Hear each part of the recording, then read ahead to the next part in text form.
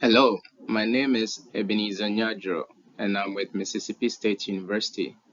I'd like to give a brief introduction to microplastics and how they are occurring in our environment, the impact that they are having, and what we can do to help slow down or stop the process. Microplastics come from a broad range of marine, what we call marine debris. And these are materials that are either manufactured or processed directly or indirectly, whether intentionally or unintentionally. And unfortunately, we do not dispose them of very well, and they end up in our environment and ultimately into the ocean, since the oceans make up about 70% of the earth. So plastics come from marine debris, and those plastics will break down further into microplastics. And in the image you're looking at, we're showing some of the impact of marine debris and plastics in our environment and the ocean. On the bottom left, you're seeing a beach that has been polluted with marine debris. And you have a lot of these in there, and you go to a lot of beaches, the beaches look very awful. So if tourism or ecotourism is one of your main tourist attractions, then you're gonna have serious problems because nobody wanna go to a beach that is polluted and doesn't look good. In the middle, you're looking at a turtle that has been entangled in a lost net. So these gears will be in the ocean and they'll be doing what is called ghost fishing. Nobody is really manning the net, but they're out there in the water and then it is trapping organisms and killing them. And then the image on the right are plastics from grocery bags, etc., that are suspended in the water and eventually they'll make it to the bottom. Several impacts. Now, the numbers do not look very good. And when we talk about this, we mean that the estimate that are being produced out there suggests that we are heading into a disaster if we are not already there.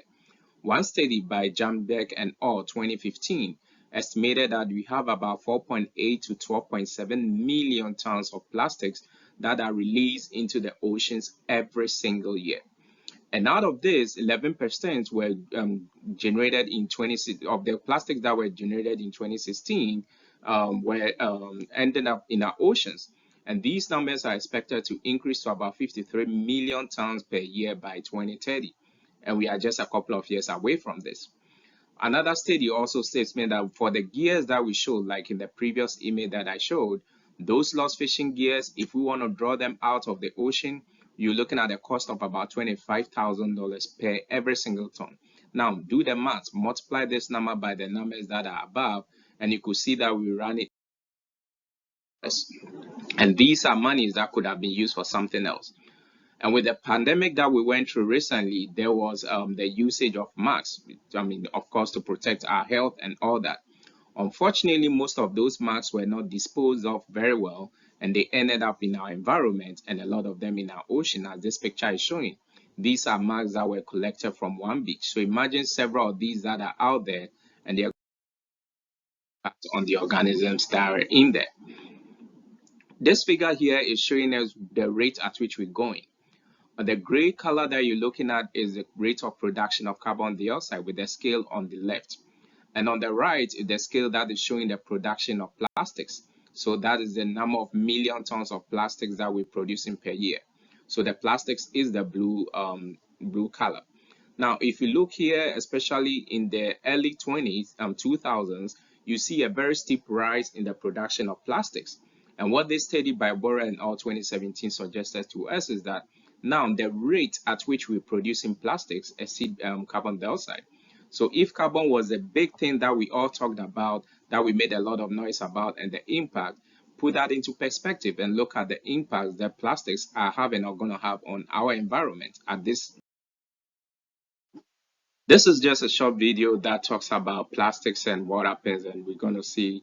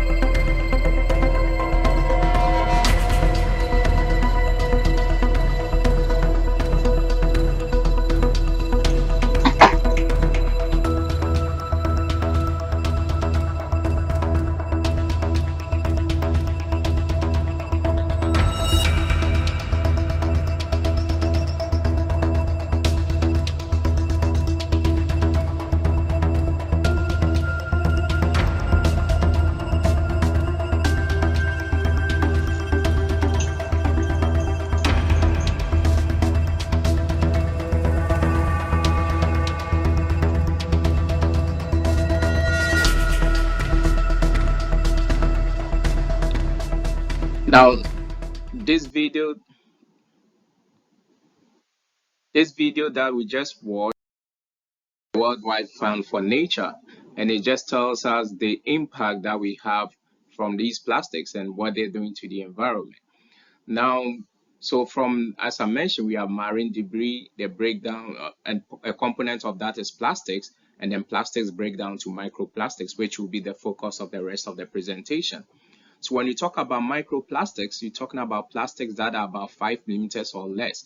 So that is like the size of a push pin or the eraser on the back of the pencils that we use in class. That is what 5 millimeters look like. So anything of that size to less than that is what we call microplastics. So some of them we can see with our eyes and some we cannot.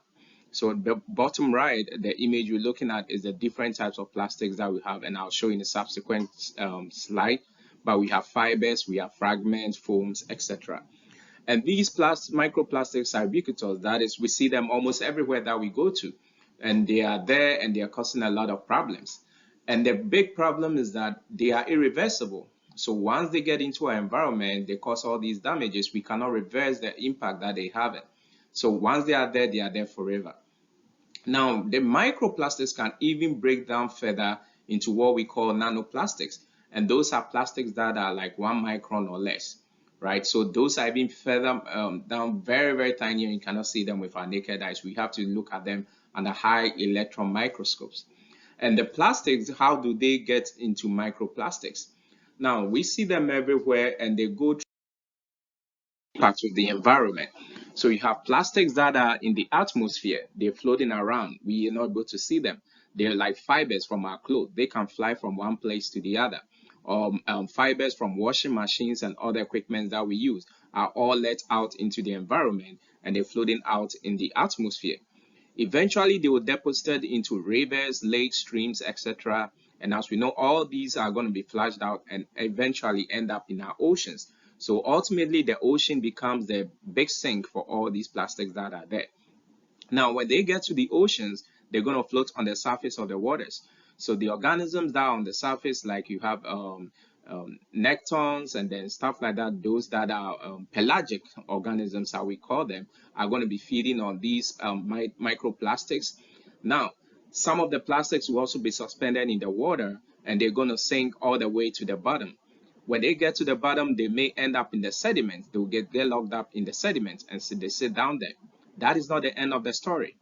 If you have storm events like you have like hurricanes or typhoons and any of those strong wind events, they're going to stir up the water and it's going to bring all these microplastics that are in the sediment resuspended and then come out into the surface water all over again.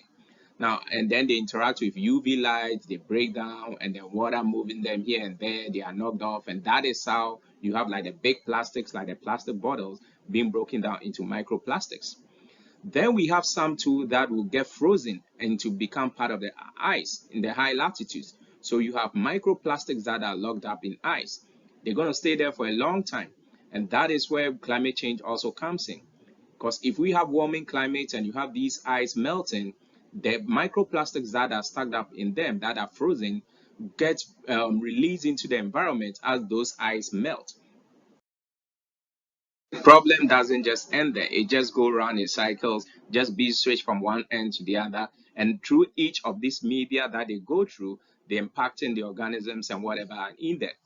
So when we talk about microplastics, as I mentioned, we have different kinds. So the clothes that we wear, if they are not natural from cotton, then they are going to be made from like artificial materials, polyester and stuff like that. So those tiny, tiny bits are what we call fibers. Then you have the microbeads or pellets. And these are tiny, tiny plastics that industries use. And then these pellets are used in manufacturing.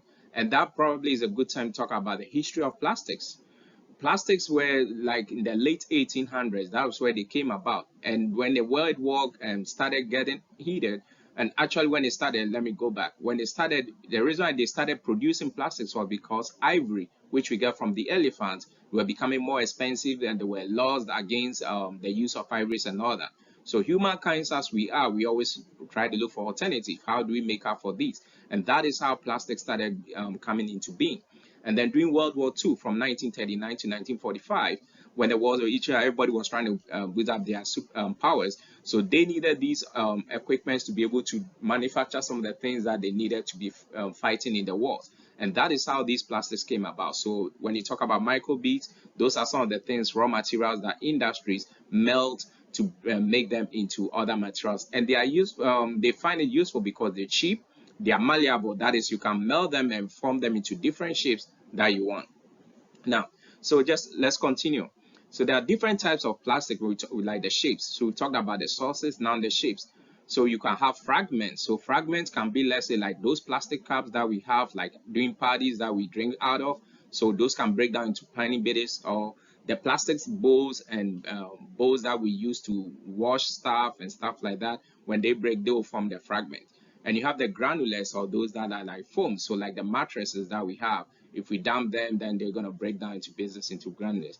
Then the linears are like fibers, a bit like, so those are very tiny, like, and they can come from clothing and stuff like that. And you have the sphericals, or the pellets, which are like the microbeads I talked about. And then the films are like the grocery bags, that sort of thing. They're very, very tiny, and some oftentimes they're transparent. So these are the different shapes we have. Then not all plastics are made the same. So they come from different materials based on what you want to use them for. So you can see some plastic materials, when you take them, you can easily break them into two. Others too are so strong that you can't break them. So they're made from different materials. So like the water bottles that we drink out of a lot, those are the PET, so polyethylene. And then you see the names there, the high densities, then the low densities, the PVC. So the PVC pipes, like we use for waters and electrical stuff and all that, those are the PVCs. And then you have sublimate, but these are the key materials that make up plastics. So the chemical makeup, or the bondings in these, when you talk, like the chemical bondings in these materials are different. So it gives them different chemical structures. And that is what gives them the unique properties that they have. And that also make them have different densities. And also, of course, the toxicity level is also going to be different because the components are different. The densities are important, especially when we look at the oceanography of plastics, because the density is going to determine how long they stay in the water, how long they stay suspended in the water, and how long it takes them to get to the bottom. So those that are light densities will usually be floating in the surface and will be there for a while. While those are the densities are quite high, will tend to be sinking faster. So these are some of the things that we consider. Let's say if you want to do modeling of plastics and you want to see how long they stay in the water and how they are transported from one place to the other, you're going to be considering. Now, the impact of microplastics are very, very enormous. There's still a lot of studies that are going on, but these are just some of the images that I wanted to show here.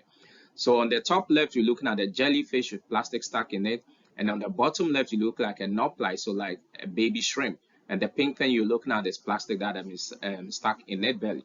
So these organisms may die, or they may be able to make it. And if they make it, they will still face some challenges, which are highlighted here in the figure on the right. So you have like oxidative damage, cell tissue damage. You could have changes to their DNAs. So if you have changes to the makeup, the genetic makeup of these fishes, what it could do is that you could possibly change the way the ecosystem look like. So the kind of fishes that you have in a particular ecosystem could change, and that will not be good for the habitat because organisms are used to living in certain habitats. And once you do these changes, you're going to cause a lot of harm to in there. Then what probably we're also more concerned about is the impact on humans. There are studies ongoing which are showing that you could have this in the blood of humans, you could have this which could form like respiratory problems. So if you're asthmatic and stuff like that, and you have all these microplastics in the air, it's going to cause problems. Recently, a study was done in Italy by some environmental scientists and gynecologists, and they found microplastics in 3 unborn babies, right? So that is how serious this problem. Now, so based on all these, there's the need for us to know how much microplastics are out there in our environment. And the reason why we don't know that is that we want to know where the hotspots are. Where are the main places where we get microplastics coming into the ocean? Because once we know those hotspots, we know where to channel our energies and where to tackle to be able to do an effective management of the microplastic problem. We also want to know how they're transported, so the wind, the ocean currents and stuff like that.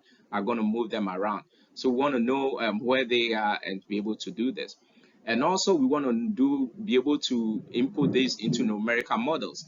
And numerical models help us to do what we call trajectory tracking. So you want to see that if I drop a piece of plastic in Lagos of Nigeria, how long will it take, for example, to end up in Accra, Ghana, or in Lome, in Togo, or all the way down to Cape Town, South Africa? You need numerical models to be able to do this stuff. So numerical models can help us to do these tracking, and we can also use it to model, to be able to forecast, do a forecasting and say that the rate at which we depositing microplastics or plastics into our environment, if it continue, this is how much we're going to have at point A, B, L, C. And also, of course, we need to be able to quantify the impact that is having on the blue economy. Recently, you may have heard a lot of talk about blue economy, and it's basically talking about the how our water bodies, the oceans and rivers, the economic benefit that we get from them. So we get a lot of fishes from there, water that we drink, and salt and oil and all that. So if we're going to introduce microplastics into this environment, we need to be able to estimate the cost that is going to incur to us. And one study actually put this at about 3,300 to 33,000 per ton of plastic into our ocean. That is how much is going in there.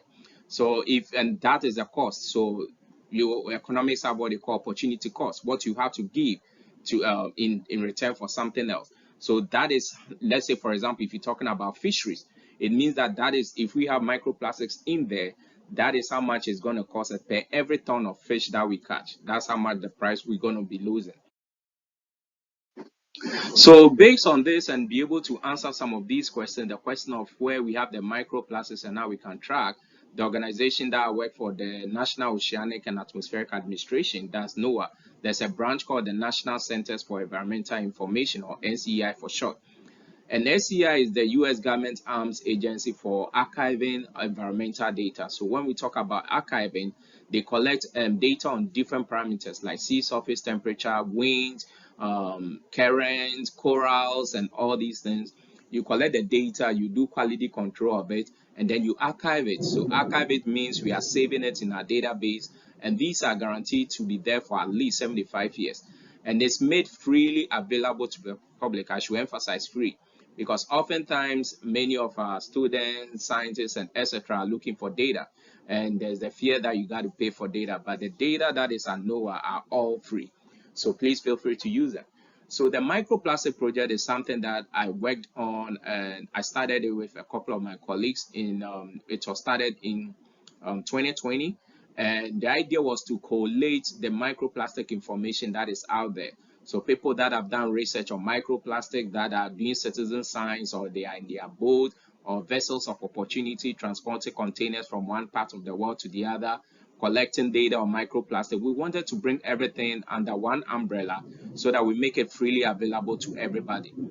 So that is how this project started, and that is our URL: www.ncei.noaa.gov/products/microplastics. Or you can do this, look at this QR code, and that will bring you to our website. It was launched in July 2021. We updated it in August 2022, and we're currently looking forward to another update in a month or so. And data from the surface ocean, so only floating microplastics. But the new update that we are looking to do will be adding data of microplastic that are in the subsurface ocean, that are in the ocean sediments, that are on beaches, so that it will be expansive enough to help everybody who is interested in looking at this phenomenon. So how do we go about developing this database? So we first have to identify the microplastic data sets, and we do that by doing literature search. So we use like Web of Science, Google Scholar, etc., where we key in keywords like microplastics, oceans, and stuff like that. And if you bring the search will bring out a whole lot of results. You have to filter through it and then read it to see that if it have the microplastic information we're looking at. Currently, we only archive and display only data that have been collected by in situ means. We don't collect model data or lab experiments. Only those that scientists have gone out and collected them. So once we identify these data, we vet it and see that it is suitable for the database, we seek the permission of the data owners. Even if those papers are published or those data are published open access, which means it's freely available, you still need to get the author's consent to be able to bring it on board. And when they give us the permission to go ahead and include it in our database, we quality control the data and then archive it. So quality control means that we're looking at the processes that were used to collect the data. Are they scientifically sound? Are they reproducible? Did they follow certain protocols? Like when you do microplastics, you need to be careful not to use like plastic equipment. You used to use just like aluminum or steel. That's non-plastic things in order not to contaminate the sample. So we do all those vetting, and once it meets those standards, we put it in the archives. Now we need to aggregate all because someone is doing study A, another person study B, another study C. We need to bring all together so that we can aggregate the data and form the database. And one of the challenges we've seen is that this area, that's the microplastic research area, is still very young. So there are certain things that are not uniform, like some of the units of measurement are not uniform. So those that we have common units, or we can transform the units from one to the other, excuse me, we do that and then we aggregate the data. Those that we cannot do that, we leave it in. Just showing a display of what a website look like. If you go to this website I talked about, the marine microplastic, this is how the landing page looks at for now. It gives you an overview. Even though the image you're looking at is showing the United States, the data is global. This is just the landing page. Once you go there, you go there, but you zoom out and it will give you all the data that is global in nature. And we have legends there which will tell you about the units you're looking at. So these colors, we try to have about 5 different shades to show the distribution. So we classify based on the data that we currently have. So we have we classify based on very high concentration of microplastics. Then we have high, medium, low, and very low. And as you mentioned, like I said, it's just based on what we have currently, the data, not everything that's out there that we've not. So on this website, you can have display filters, and these filters help you to narrow down on your search terms. So you can look at data in just the Atlantic Ocean, Indian Ocean, Pacific Ocean, etc. Or you can also filter by just the instrument that were used to collect it. So there are several instruments that are used to collect microplastic data, like manta nets, you can have fishing nets, you can have buckets, or pumps on the vessels, and all these are different types. So you can filter to collect the data by just that. And for each data point that you click on, you have information on the data was collected, the latitude, the longitude, the ocean it is in, the concentration, the instrument that was used to collect it, and the paper that it was published in. That is, if that data is published in a scientific paper, information about that data set. And then you can download just the data set that you subsetted, or you can download the entire data that we have in our database using these help. So that's just a brief about what microplastics are, where they originate from, the impact they're having on the environment, and the NOAA National Center for Environmental Information's microplastic database. And you can see this microplastic problem, or plastics in general, are causing a lot of harm to our environment. So there's need for us all to get our hands on board. And you can be a part of the change by being an ocean guardian. That is protecting our oceans from all the harms that we're doing to it. And one way you could do that is properly dispose of your plastics, recycle. So reuse, recycle as much as possible. If you can, avoid using plastics. But if you cannot, then make sure that you properly dispose them of so that they don't end up in the environment. And some of these images are showing like bamboo spoons, bamboo cutlery, bamboo bowls, and then containers where you separate your trash, the raw trash from the plastics. So and if you want further information or have any questions or how to obtain the data, or if you have any data that you want to contribute to this database, please, that is my email address, esn31@msstate.edu, and I'll be happy to talk to you further about it. Thank you.